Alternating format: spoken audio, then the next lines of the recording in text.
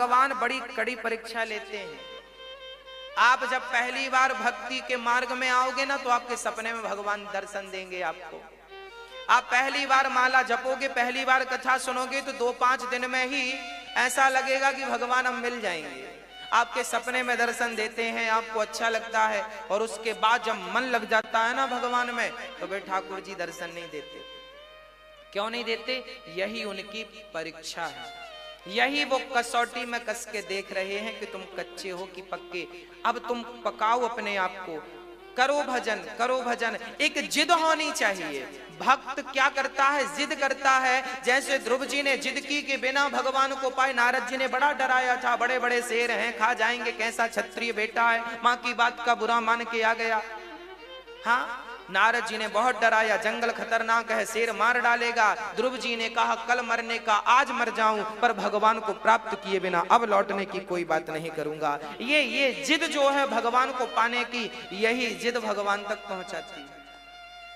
और नारद जी भी जिद करने लगे कि आज लड़कपन में नहीं हुआ भगवान का दर्शन तो कोई बात नहीं, जवानी में नहीं हुआ भगवान का दर्शन कोई बात नहीं, बुढ़ापे में नहीं हुआ दर्शन कोई बात नहीं। और जैसे ये सोच रहे थे, उनकी आंखों के सामने जैसे बिजली चमकती है ना बरसात में, वैसे ही भगवान बिल्कुल चतुर्भुज रूप में प्रकट भये और दर्शन दी। और बिल्कुल बिजली 1 सेकंड से भी कम वक्त के लिए आती है और चली जाती है। अब नारद जी उस दृश्य को जब देखे तो वही मन में बस गया, वही झांकी बस गई और उसी का चिंतन, हे प्रभु कहाँ चले गए, अभी तो यहीं थे, कहाँ चले गए। तब आकाशवाणी हुई, पुत्र इस जन्म में मेरा दर्शन संभव नहीं है, जब तुझे अगले बार दिव्य शरीर प्राप्त होगा तब उस दिव्याति दिव्य शरीर से मेरा साक्षात्कार आपको होगा, इस शरीर से संभव नहीं। हाँ जी, अच्छा एक बात बताओ, अभी कोरोना काल में कोरोना के मरीज का इलाज करने के लिए डॉक्टर ने ड्रेसअप जो पहन रखा था वो अलग था कि नहीं? हाँ या ना? क्या था? एक पूरा पॉलीथीन के लेयर से ढका, फिर पॉलीथीन के लेयर से ढका, पॉलीथीन का कोट, पॉलीथीन का ये ग्लव्स वगैरह, पांव का जूता, 1 नहीं 2 नहीं 3 नहीं 4 नहीं 5-5 लेयर लगाए थे कि नहीं? हाँ या ना? क्यों लगाए थे? क्योंकि सामान्य इन हाथों से कोरोना के मरीज को पकड़ेंगे तो हमें भी हो जाएगा। बस मेरी माँ, जैसे कोरोना के मरीज के लिए डॉक्टर ने विशेष प्रकार के ड्रेसअप पहन रखी थी, उसी प्रकार से भगवान की प्राप्ति के लिए ये शरीर पर्याप्त नहीं है। भगवान जब अपनी प्राप्ति कराते हैं तो इस शरीर को छोड़कर परमात्मा के दिव्य शरीर प्रदान करते हैं। उस दिव्य शरीर से भगवान का दरस परस संभव है, इस शरीर से संभव नहीं। इसलिए नारद जी को इस जन्म में भगवान की प्राप्ति नहीं हुई, पर अगले बार शरीर पूरा किया भगवत चिंतन करते करते, तो ब्रह्मा के पुत्र तो ऑलरेडी थे, फिर इन्हें नारद जी का शरीर प्राप्त हो गया।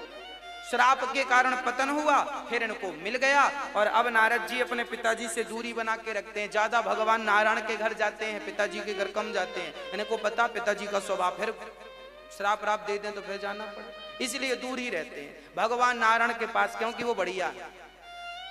अरे भगवान नारायण तो ऐसे हैं कि उन पर गुस्सा भी कर ले कोई। स्वयं देखो ना, एक बार नारद जी ने श्राप दे दिया था भगवान नारायण को। एक बार नारद जी का मन हुआ कि हम शादी कर लें, सबके बच्चे बच्चे देखते तो उनका भी मन हो गया, अपने भी होते तो बढ़िया हो जाता। शादी करने का मन बनाया तो भगवान से कहने लगे, प्रभु आपन रूप देहु प्रभु मोही, और जैसा मेरे लिए उचित हो, हित हो, वो आप करो, और प्रभु मुझे अपना रूप दे दो। तो भगवान ने बंदर वाला रूप दे दिया। अच्छा, भगवान ने बंदर का रूप क्यों दिया? क्योंकि नारद जी ने कहा ही था अपना रूप दे दो। तो भगवान के सारे रूप भगवान के ही तो हैं।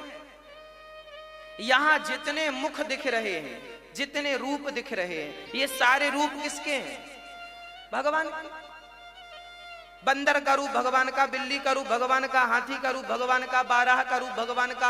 अरे इस सृष्टि में जहां देख रहे हो, जिसे देख रहे हो, कीट पतंगा का रूप भी परमात्मा है, हरि व्यापक सर्वत्र समान। उसके अतिरिक्त क्या है?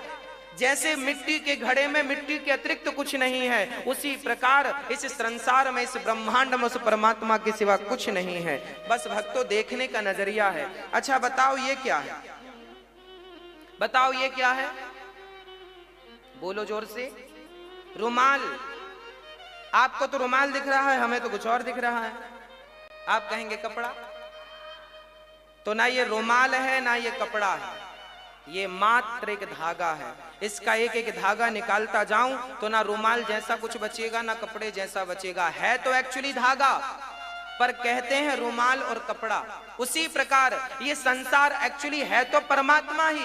जैसे धागा धागा मिल करके एक वस्त्र बन गया, उसी प्रकार परमात्मा परमात्मा मिलके ये संसार बन गया। उस परमात्मा के सिवा इस ब्रह्मांड में कुछ नहीं है। जैसे इस धागा, इस कपड़े में धागा समाया है, उसी प्रकार इस सृष्टि में वो परमात्मा समाया बैठा है। बस नजरिया देखने का है। किसी को कपड़ा दिखता है, किसी को रुमाल दिखता है, पर किसी विवेकशील को तो धागा ही दिखे, वो जानता है धागा ही।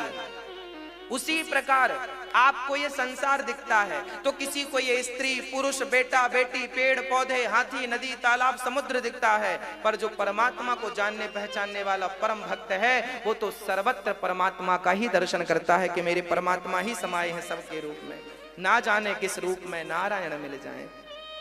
इसलिए भगवान का ही दर्शन करने का अभ्यास करना चाहिए। आज नारद जी ने दिव्य शरीर पाकर के परमात्मा की शरणागति प्राप्त की। आप भी भगवत भक्ति भगवत चिंतन में लगे रहिए। पता नहीं कब आपको भगवत प्राप्ति हो जाए, कब भगवत दर्शन हो जाए।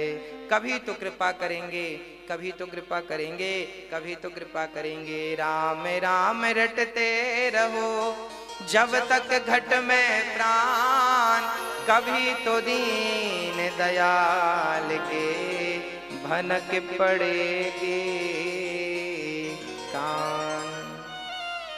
श्री नारद जी महाराज ने कहा कि अब तो देखो, अब व्यास जी ने नारद जी की पूर्व चर्चा सुन के कहा कि वाह, संतों की कृपा का ये फल है, ये प्रेम। अच्छा, नारद जी की पूर्व कथा जब व्यास जी ने सुनी तो बड़े प्रभावित भये और भागवत की सुंदर सी व्याख्या शुरू कर दी। भागवत को कहां से प्रारंभ किया? ब्रह्म सूत्र से।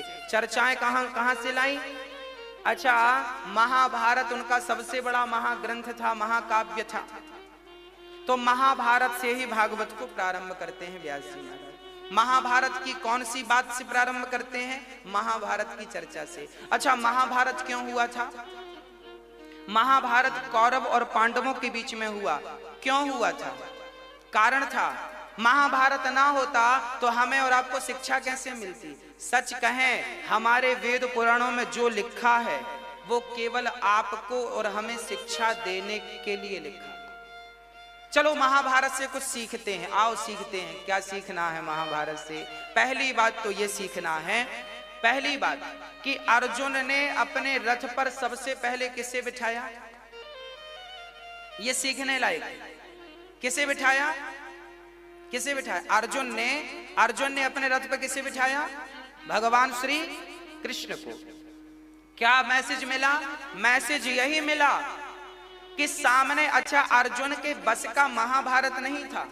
महाभारत अर्जुन जीत सके, अर्जुन के गांडीव में इतनी ताकत नहीं थी। ये वही अर्जुन है जो भीलन गोपी लूट लई, वही अर्जुन वही बाण, वही तो अर्जुन है ये जो भीलों से हार गए थे, वही अर्जुन है ये। गांडीव भी था, पुरुष बलि नहीं होता है समय होत बलवान, और भीलन गोपी लूट लई, वही अर्जुन वही बाण, मतलब वही गांडीव वही बाण, सब कुछ था, पर भीलों ने पराजित कर दिया अर्जुन को।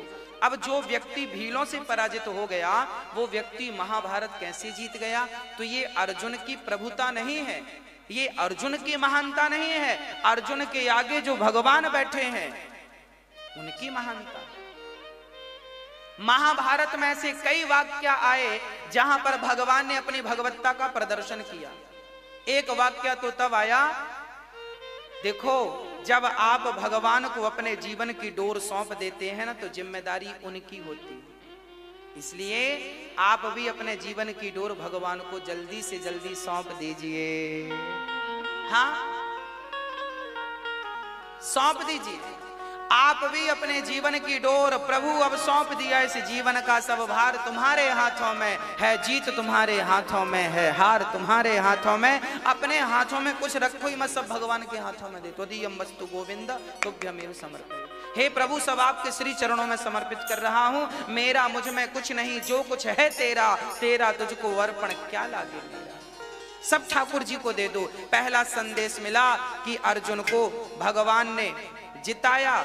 महाभारत का युद्ध जीतना अर्जुन के बस की बात नहीं, पर भगवान को जब आप बिठाते हैं तो विजय उन्हीं की होती है जो भगवान को आगे करते हैं। आप आगे ना हो जाना, ठाकुर जी को आगे करना। इसलिए घर से निकलने के पहले हमेशा भगवान का चिंतन करके निकलो। जब उनका चिंतन करके निकलेंगे तो ये माना जाएगा कि आपने भगवान को आगे रखा है। भोजन करने के पहले भगवान को याद करोगे तो ये माना जाएगा कि आपने भगवान को आगे रखा है। और पहले भोजन कर लिया, बाद में याद आई भगवान की, तो भी चलेगा, पर कल से सुधार कर लेना। गलती आज हो गई, कल ना करना। आगे भगवान को ही रखना है, पीछे नहीं करना भगवान को। अच्छा, महाभारत में ना भगवान ने क्या किया अर्जुन के लिए, भगवान ने भी क्या किया जरा सुनिएगा। भगवान का नाम छलिया कैसे पड़ा ये भगवान? अच्छा बताओ, भगवान पक्षपाती है या नहीं?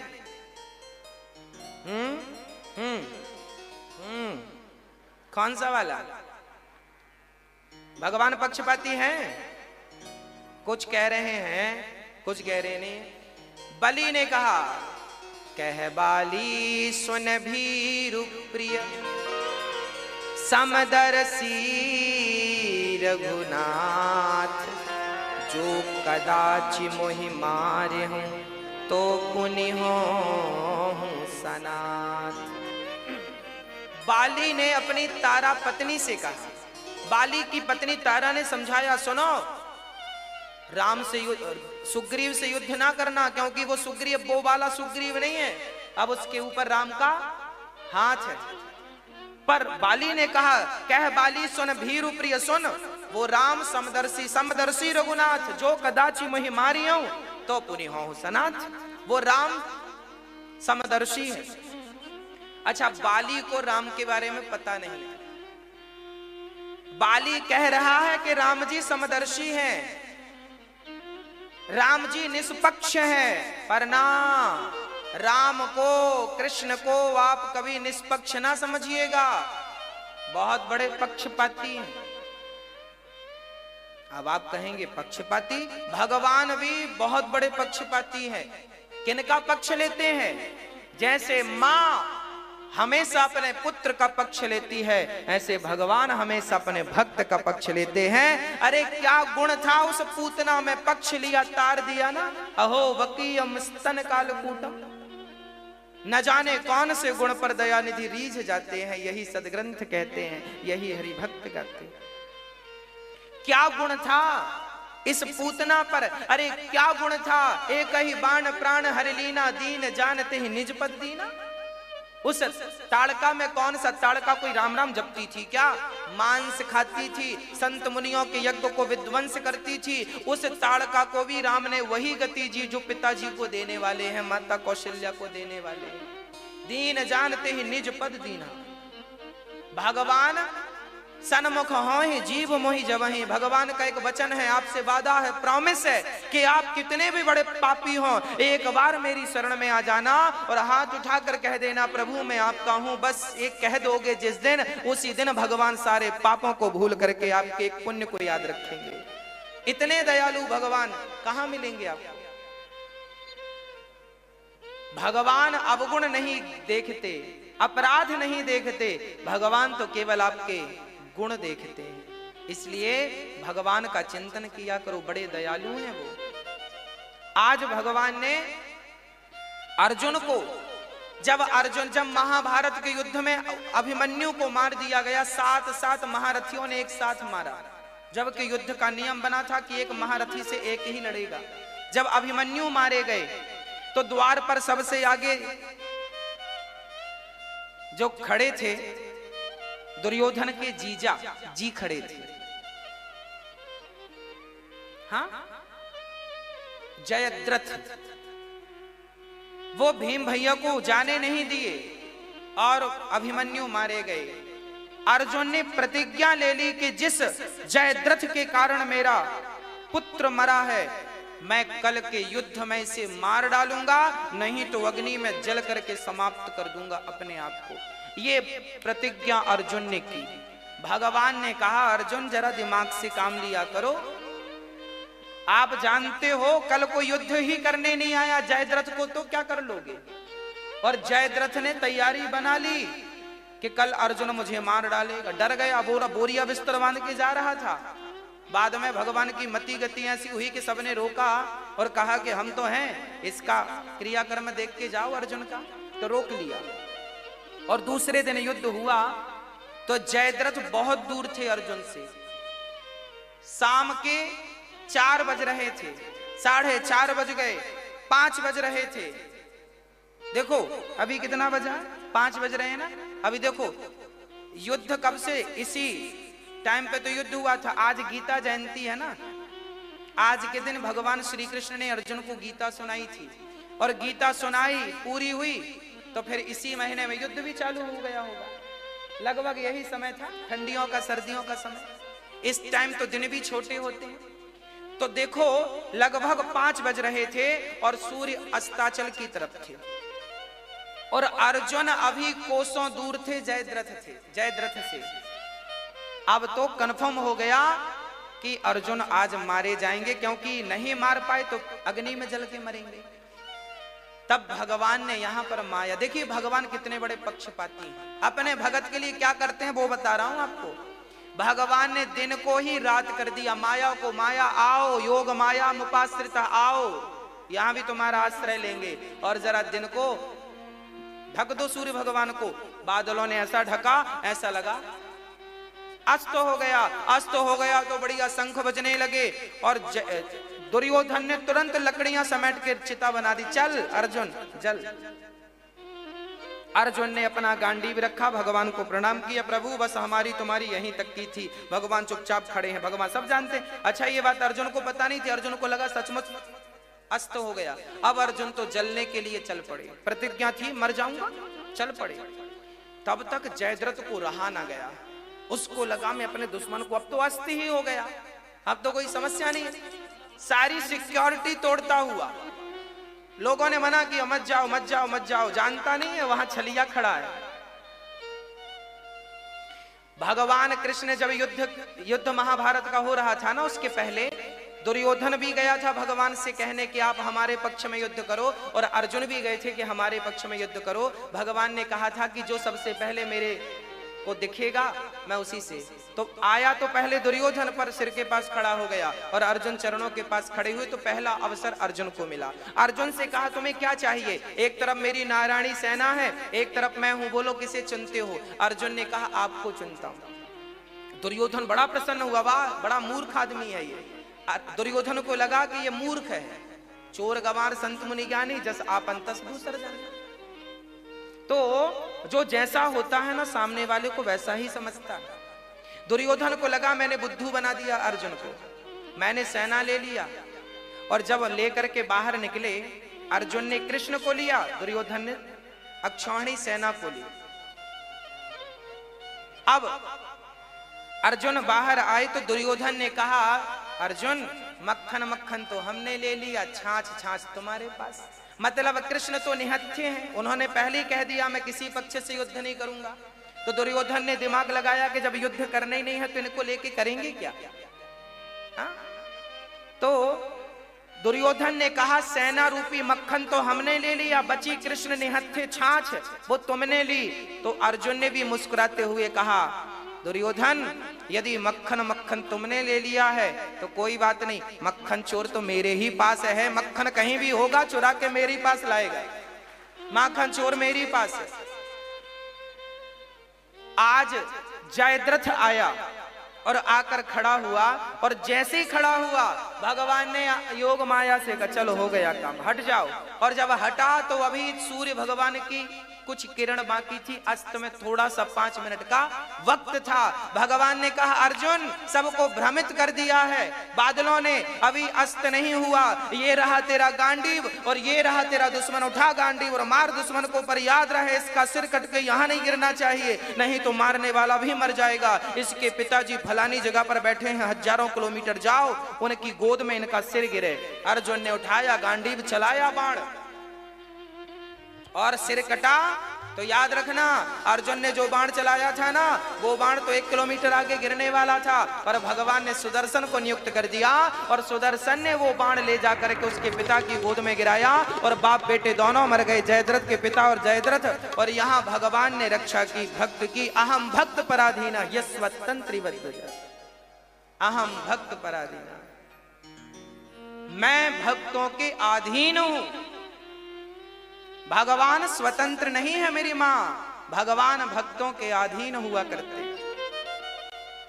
आज भगवान ने अर्जुन के लिए दिन को रात, देखिए जब भगवान पर विश्वास होगा आपका, तो ये विश्वास जरूर करना कि भगवान आपके लिए दिन को रात और रात को दिन भी करने की सामर्थ्यता रखते हैं। उन परमात्मा की शरण में रहना जो आपके लिए दिन और रात भी करने की ताकत रखते हैं। इसलिए उदास ना होना, विश्वास रखना। वो परमात्मा यदि अर्जुन की रक्षा करते हैं, वो परमात्मा यदि द्रौपदी की रक्षा करते हैं, तो विश्वास रखना वो आपकी भी रक्षा जरूर करेंगे।